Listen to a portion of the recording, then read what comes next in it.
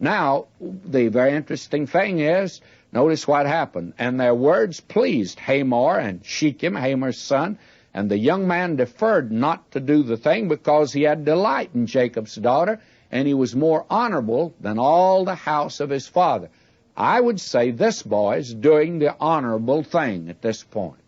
And Hamor and Shechem, his son, came unto the gate of their city and communed with the men of their city, saying, These men are peaceable with us, therefore let them dwell in the land, trade therein.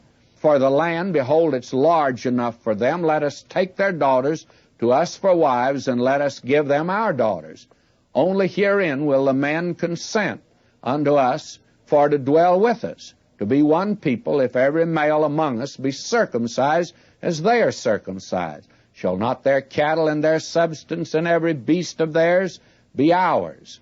Only let us consent unto them, and they will dwell with us. In other words, they expected really to rob Jacob before it was over. I'm going through the ceremony for everyone except the boy who wanted to marry the girl. It was as phony as it could be. It's like just joining the church when you're not converted. And unto Hamor and Shechem his son hearkened all that went out of the gate of his city. Every male was circumcised, all that went out of the gate of the city. And it came to pass on the third day, when they were sore, that two of the sons of Jacob, Simeon and Levi, Dinah's brethren, took each man his sword and came upon the city boldly and slew all the males. This was really trickery, let me tell you. And Dinah's brothers were Simeon and Levi. They were full brothers that wanted to get revenge. And notice their revenge. They go a little too far. And the very fact that Hamor intended to dispossess Jacob and his sons of the great wealth which Jacob had accumulated in Haran, it doesn't justify the brutal act of Simeon and Levi, but it does reveal the impossible situation of dealing with the inhabitants of that land. And the thing they've done is a very terrible thing. Now notice, they slew Hamor and Shechem, his son, with the edge of the sword, and took Dinah out of Shechem's house and went out.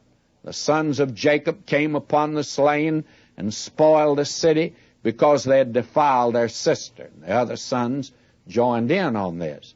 Now this reveals something in the family of Jacob, as you can see, that's not right, that they had learned in the home of Laban. They took their sheep, their oxen, their asses, that which was in the city, and that which was in the field, and all their wealth, and all their little ones, and their wives, took they captive, and spoiled even all that was in the house. And Jacob said to Simeon and Levi, Ye have troubled me to make me to stink among the inhabitants of the land, among the Canaanites, the Perizzites. And I being few in number, they will gather themselves together against me and slay me, and I shall be destroyed, I and my house. Now again, notice something that is obviously wrong here in the life of Jacob. Jacob rebuked Simeon and Levi for giving him a bad name. He says, why, they'll all be after me. But he doesn't rebuke them for the sin that they've committed. That is the interesting thing here. We get today a wrong perspective, I think, sometimes of sin and of our actions. We think of the effect that it's going to have. Now, we have in the churches today, many men and women, for that matter, they won't take a stand on certain issues. Why? Well, the little crowd they run with may not accept them. They are with a little clique, and they don't dare stand for anything that the little clique wouldn't stand for.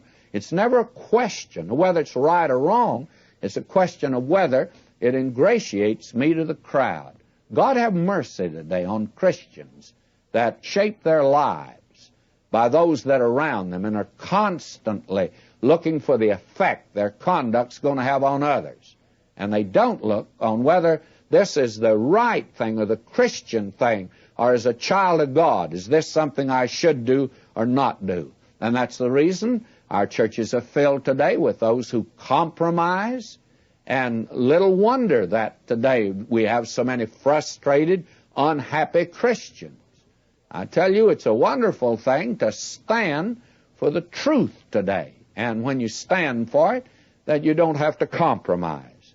How wonderful it is when we'll do that. But poor old Jacob, he's growing, but he hasn't grown that far.